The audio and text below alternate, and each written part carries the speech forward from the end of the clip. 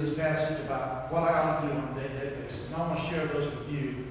I believe that there is strong there, even though he's talking about slaves and masters. You can talk about employees and employers. You can talk about what you do on a day-to-day basis, whether you're getting a paycheck at the end of the week or whether you're not. These are just some simple principles that say what you do, what you're doing every day, should be following some simple principles. Principle number one is that if we're going to take it to work, if we're going to take our faith to that place, we need to do it conscientiously.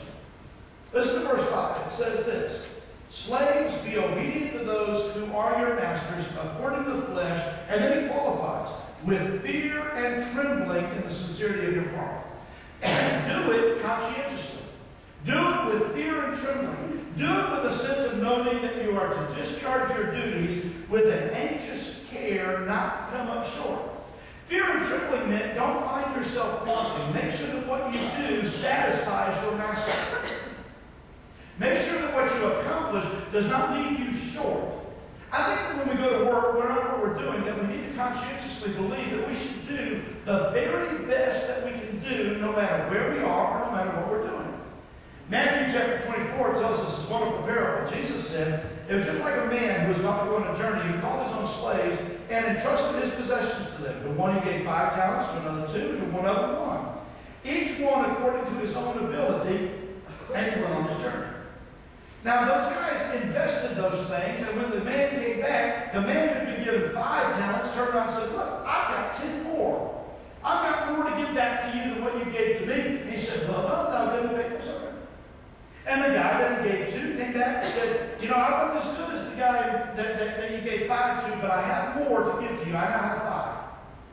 I've increased what you've given to me. It's not as good as the other guy is, but I did the very best I could. And the master says, well, no, I'm not good, faithful servant.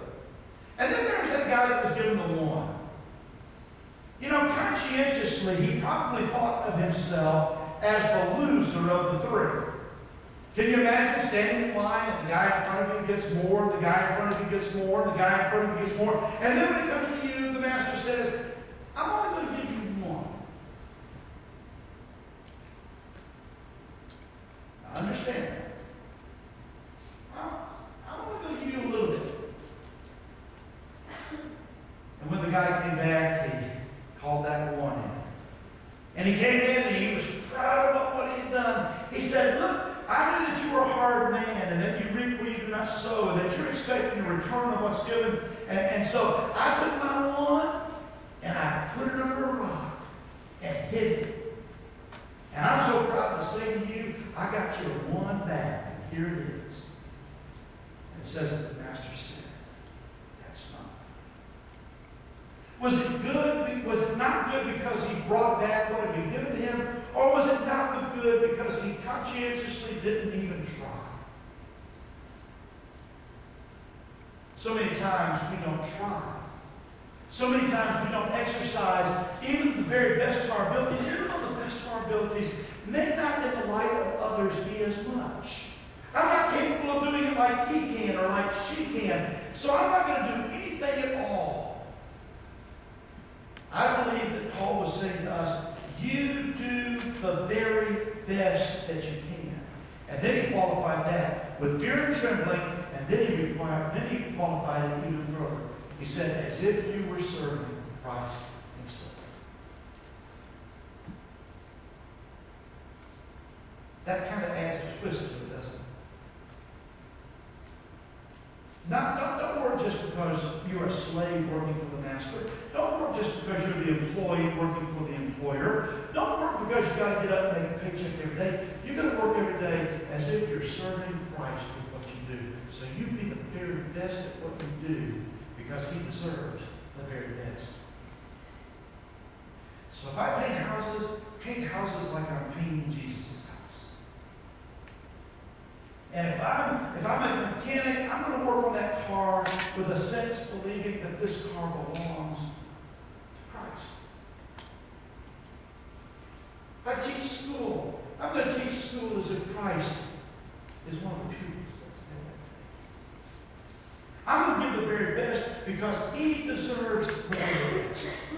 And we all know that that's true, because we live in a work ethic that says you have to give the very best. Our country today is in a economic predicament, not because we have had an economic collapse, but because we've no longer done this for the glory of God. We don't invest as if we're investing in Christ's money. We don't look at the market. We don't look at selling cars. We don't look at doing anything as if we're doing it to please Christ. We have become such a selfish and self-centered kind of government and self-centered kind of country that the only thing that we're trying to do is to get more for ourselves regardless of who it impacts on the way. Even the motto at Wall Street has been, get all you can get. It's yours. I'm wondering if we need to have a mentality in our country that no longer says, it's not about me, but it's about myself. And I'm going to